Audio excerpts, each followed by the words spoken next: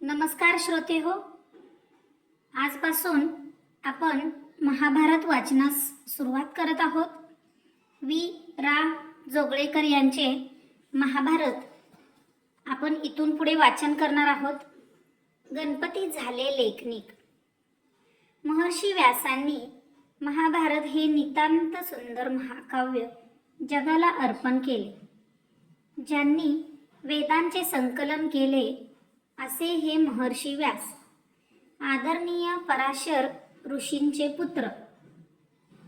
महाभारत कथेची मनोमन जुळणी केल्यानंतर हे पवित्र महाकाव्य जगापुढे ठेवावे असे त्यांनी योजले. विश्वाची निर्मिती करणाऱ्या ब्रह्मदेवांचा प्रथम त्यांनी धावा घेतला.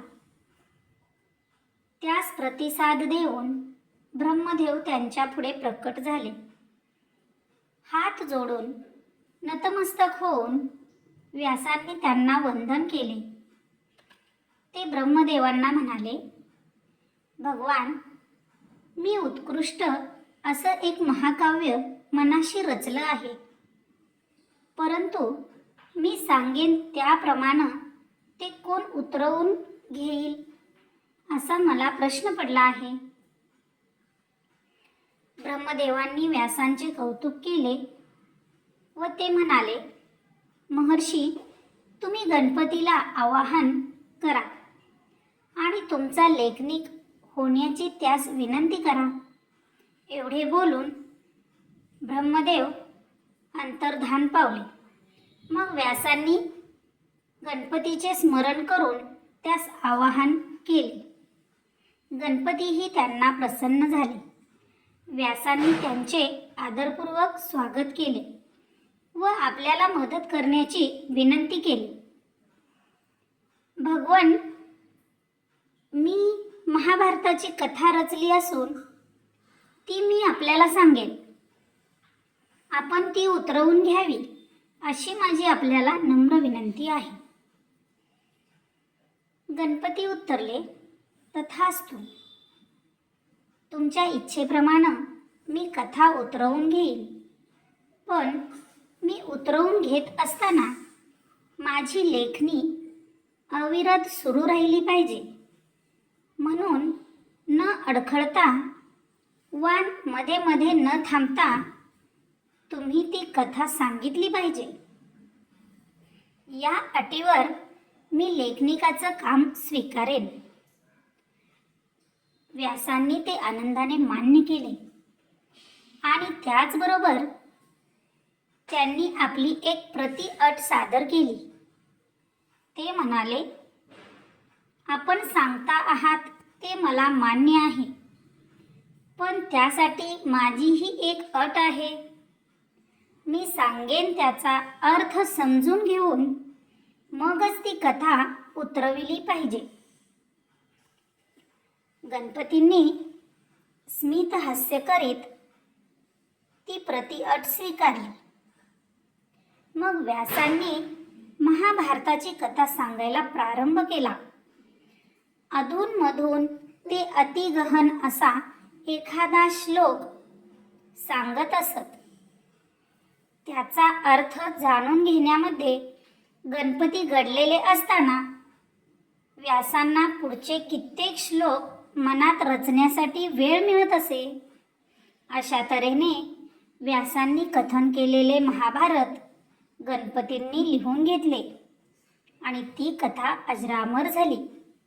अत्यंत पवित्र असे हे महाकाव्य व्यास महर्षींनी प्रथमतः आपला मुलगा शुक याला शिकविले. नंतर आपल्या कित्येक शिष्यांना त्यांनी ते विशद केले. परंपरेने समजूत मात्र अशी आहे की नारदाने महाभारताची कथा देवांना सांगितली. नंतर शुकाने ती गंधर्व, राक्षस व यक्षांना सांगितली. व्यासांच्या प्रमुख शिष्यांपैकी सद्गुणी व विद्वान असलेल्या वैशंपायन ऋषींनी हे दिव्य महाकाव्य जगाच्या कल्याणासाठी पुढे आणले. परीक्षित राजाचा मुलगा जनमेय याने देवतेला बळी अर्पण करण्याचा एक विधी आयोजित केला होता. त्या प्रसंगी वैशंपायनांनी राजाच्या आदेशानुसार महाभारताची कथा श्रोत्यांपुढे सादर केली. पुढे नैमिषारण्यामध्ये शौनक ऋषींच्या नेतृत्वाखाली ऋषींचा एक मेळावा भरला होता. वैशंपायनांनी सांगितलेली महाभारताची कथा सूतपुत्र सौतीने या ऋषींपुढे सादर केली. त्यांना उद्देशून सूतपुत्र म्हणाला, जन्मेजय राजाने आयोजित केलेल्या हविर्दानाच्या वेळी वैशंपायन ऋषींनी सांगितलेली महाभारताची ही प्रदीर्घ कथा मी ऐकली होती. ती ऐकून मी प्रभावित झालो. कथेमध्ये वर्णन केलेल्या पवित्र स्थळांची मी यात्रा केली.